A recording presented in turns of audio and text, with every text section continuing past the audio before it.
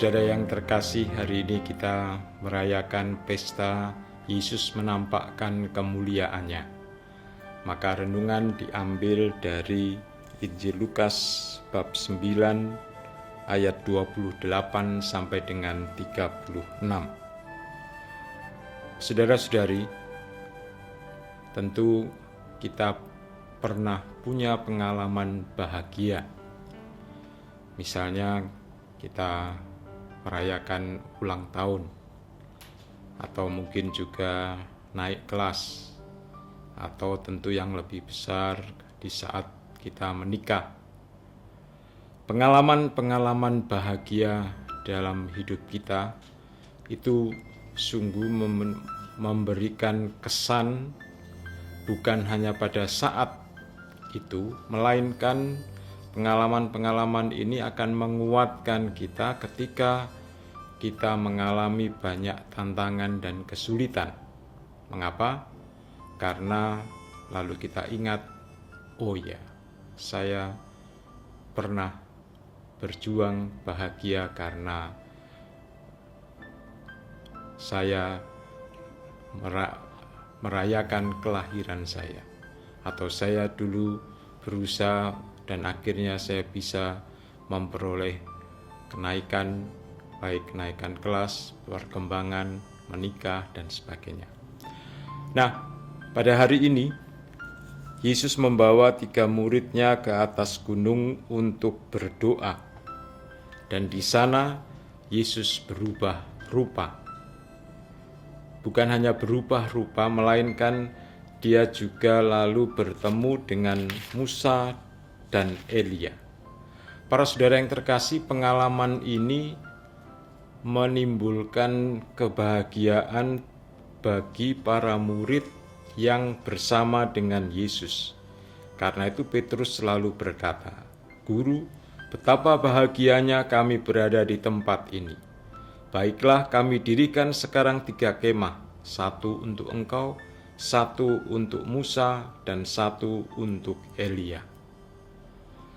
Para saudara yang terkasih, itulah yang dialami oleh Petrus dan 2 murid yang lain. Mereka merasakan bahagia, maka mereka mau tinggal tetap di atas gunung itu. Tetapi lalu yang terjadi ialah dari dalam awan itu muncullah suara, "Inilah anakku yang kupilih, dengarkanlah dia." Nah, saudara-saudara yang terkasih, dengan kata-kata ini maka Yesus mau menunjukkan kepada para murid itu bahagia bersama dengan dia bukan pertama-tama tinggal di atas gunung, melainkan kalau kita bisa mendengarkan Yesus sendiri. Bagaimana mendengarkan Yesus? Yesus kemudian setelah dia menunjukkan kemuliaannya, dia turun kembali dan dia melanjutkan perjalanan hidupnya. Dan ada satu peristiwa yang tentu saja yang sangat membuat kita terkesan, ialah dia mengalami peristiwa salib. Nah, karena itulah maka kita yang juga sebagai murid-murid Yesus, tentu kita ingin bahagia bersama dengan Yesus. Tetapi mari kita bahagia secara sungguh bersama dengan Yesus, yaitu dengan benar-benar mau mendengarkan suaranya. Mendengarkan suara Yesus berarti kita membuka hati kita kemudian juga melaksanakan apa yang kita dengarkan. Dan salib itu menjadi jalan bagi kita karena Yesus mencapai kemuliaannya setelah dia menjalani jalan salib itu.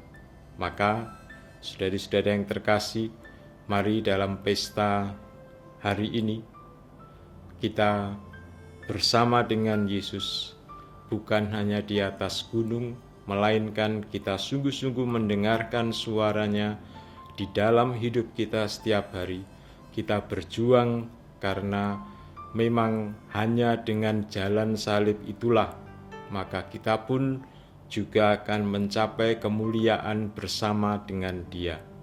Maka semoga pesta Yesus menampakkan kemuliaan ini bagi kita juga menjadi sebuah perayaan di mana kita mau mendengarkan suaranya, kita mau melaksanakan ajaran kasih-Nya, dan dengan demikian maka kemuliaan itu kita raih karena kita pun juga berjalan bersama dengan Yesus dengan jalan salibnya. Amin.